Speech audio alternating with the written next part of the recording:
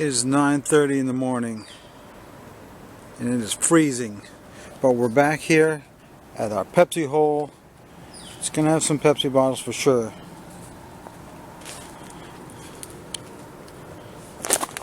Here's another type of Pepsi bottle. This town has so many different types, it's crazy.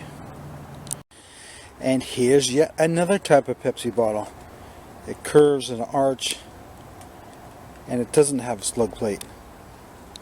Okay, I found a Pepsi that's pretty close to intact, but it has several cracks in it, but that's about as good as you can expect around here. And I found a Lee, and it's from that big town that starts with a C. Okay, it's another Victor Bottling Works from Worthington, but this one has no cracks in it and it just needs a new neck, so I'll definitely bring this one back. It's the second one of these slug plated ones. It's so rare, so I'm going to keep that piece. And of course, here's another split script, and yet another broken $1,500 bottle. And here's a bunch of bottles that I found in various conditions. This one's developing bruises on it. I could swear that didn't happen the last time I was here. Here's me actually digging one out.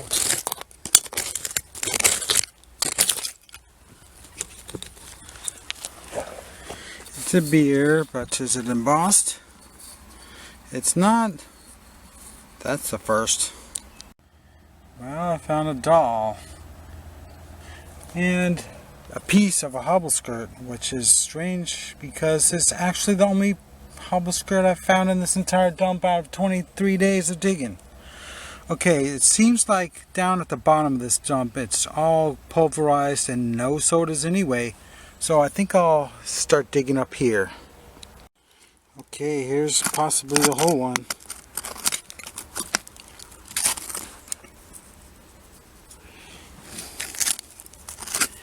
Yeah, don't want to break the only whole one by yanking it out a little too soon. Okay, I think it's ready. It's 99% intact, but as all of them, it has some cracks in it. But it's the best condition one I've found so far, so I'm definitely keeping it. And it's another split script in green, which would be a $1,600 bottle if it was intact. Okay, here's an almost intact one.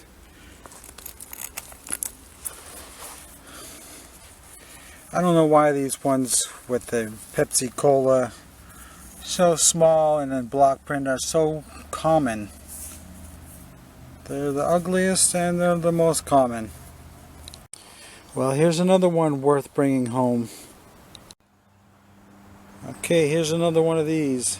These are starting to seem really rare now because I'm finding so few of them this trip. And another. Here's me digging some out. There's one, two, well, that one doesn't count. But there's another one up there. And another one right there. A hobble skirt. A Pepsi, and another broken up Pepsi. Well, that's a Fairmont 1915 hobble skirt. Okay, one just fell out of the ceiling and it's in pretty good condition. And we have another just about ready to come out. Another one of these Pepsis. These are so much more common than all the other varieties. And we have another about to come out. It's broken up pretty bad. But we have another broken up again. And another. Yeah, I don't know why these kinds are so common. Okay. Okay, I found a parfait all the way from Pittsburgh. Of course, it's broken. And I found that. And I found Durkee. Another rainy day, but it's supposed to stop for the next 5 hours. I'll just have to hope it's really true, because I'm going digging and I have to walk a half a mile to the dig spot. Well, I guess that's a no. It's raining already and I haven't even gotten out of the car yet. Okay, that's where I dug yesterday, and I was finding Pepsis around this section, so I probed over here and found more, so I'm going to open up a big hole right about here. Okay, I got almost whole one. Of course it has a few cracks in it, but it's still worth bringing home. Okay, I found one of these variants. Well, half of one anyway. Okay, now there's a good one.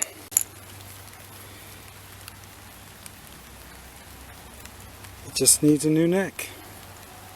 But otherwise it's, well, it has a chip on the base, but it's on the back.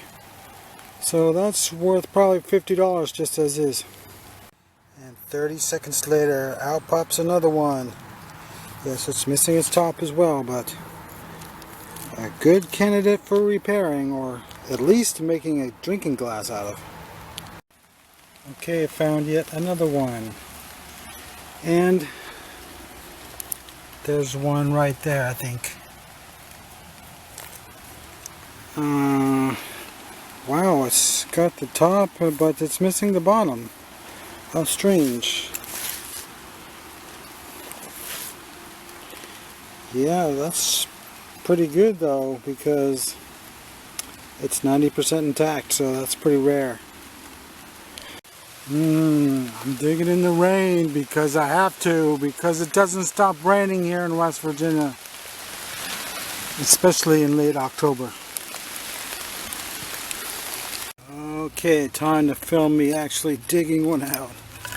Oh, it's not a very big one.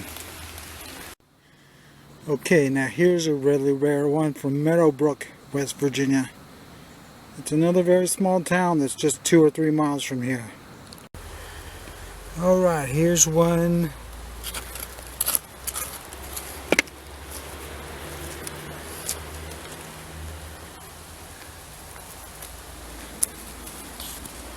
Another one of these minimum embossed